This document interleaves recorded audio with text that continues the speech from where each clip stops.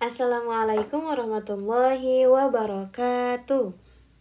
Halo, apa kabarnya anak-anak soleh dan soleha? Semoga semuanya selalu dalam keadaan sehat dan selalu dalam lindungan Allah Subhanahu wa Ta'ala. Amin ya Allah ya Rabbal Alamin. Nah, untuk pertemuan kali ini kita akan membahas tentang puisi anak. Coba dipersiapkan ya bukunya, buku paket dan buku tulisnya bahasa Indonesia. Coba dibuka halaman 123. Nah, pelajaran kali ini yaitu tentang puisi anak.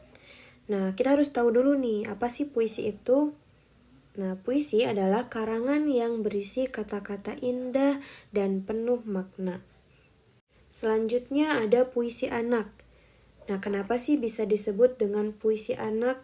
Nah, karena biasanya puisi anak itu ciri-cirinya ya singkat, mudah dimengerti, dan biasanya membahas kehidupan anak-anak. Misalnya kegiatan sehari-hari, gitu kayak kegiatan bermain, belajar, dan lain-lain gitu ya. Oke, selanjutnya ada apa aja sih di dalam puisi itu? Nah, puisi mengandung informasi. Yang pertama, ada isi puisi dan yang kedua amanat puisi. Yang pertama dulu, isi puisi yaitu berisi tentang sesuatu. Misalnya, contohnya judulnya Desaku. Oh, berarti di dalamnya berisi tentang pemandangan alam, terus kesejukan, sejuk desa di pagi hari, bagaimana ya seperti itu. Yang kedua, ada amanat puisi. Amanat ini bisa disebut juga dengan pesan. Nah, jadi tidak hanya membaca saja di dalam puisi ya. Di dalamnya terdapat pesan-pesan yang harus kita ingat ya. Nah, kita lihat contoh puisi yang dilingkari itu merupakan judul, yang baris 1 sampai 4 itu isi puisi, dan baris ke-5 sampai ke-8 itu amanat puisi ya atau pesan puisi. Nah, selanjutnya kalian bisa baca ya penjelasan singkatnya. Lalu setelah itu ada hal-hal yang perlu diperhatikan saat membaca puisi. Yang pertama ada lafal, yang kedua ada ekspresi, yang ketiga ada intonasi, dan yang keempat ada percaya diri. Yang pertama dulu, ada lafal. Lafal itu yaitu cara mengucapkan kata A, I, U, E, O ya seperti itu. Ketika membaca puisi harus dengan lafal yang jelas gitu ya. Lalu yang kedua ada ekspresi.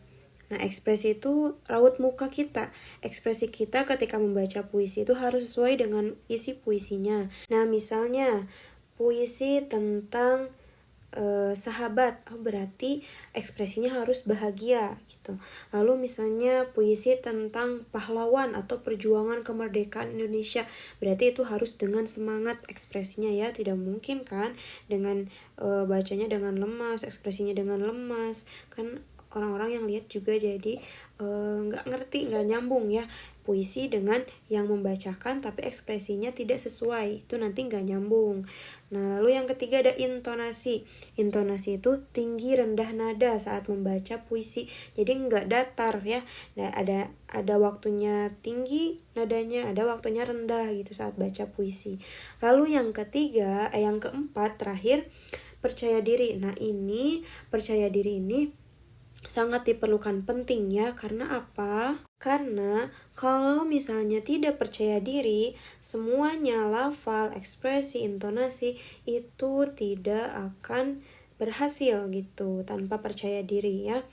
Nah, jadi kalau misalnya orangnya sudah percaya diri, pasti membaca puisinya akan berhasil, baik lafal, ekspresi maupun intonasinya ya. Paham kan anak-anak? Oke, kalau anak-anak sudah paham ya, sebelum kita ke tugas ya, nanti anak-anak bisa membacakan satu puisi di antara tiga puisi tadi ya. Ibu akan contohkan salah satunya yang berjudul Sang Surya. Ketika kubuka mata, kulihat senyummu yang membinar, menerangi alam nan gelap, membangunkan semua insan yang terlelap. Cahayamu nan elok membuat semuanya berdecak kagum. menambah semangat hadapi hari esok, untuk meraih cita tanpa bayangan semu. Cahayamu sungguh sempurna, sinari alam sepanjang masa. Hidupkan makhluk agar berguna, syukur pada Sang Pencipta. Oke, karena materi kita hari ini telah selesai, baca hamdalah dulu ya. Alhamdulillahirabbil alamin. Jangan lupa kerjakan tugasnya hari ini ya. Yang penting kita harus percaya diri, oke? Nah, sampai jumpa besok ya. Kita masuk sekolah seperti biasa. Jazakumullah khairan kasiran. Wassalamualaikum warahmatullahi wabarakatuh.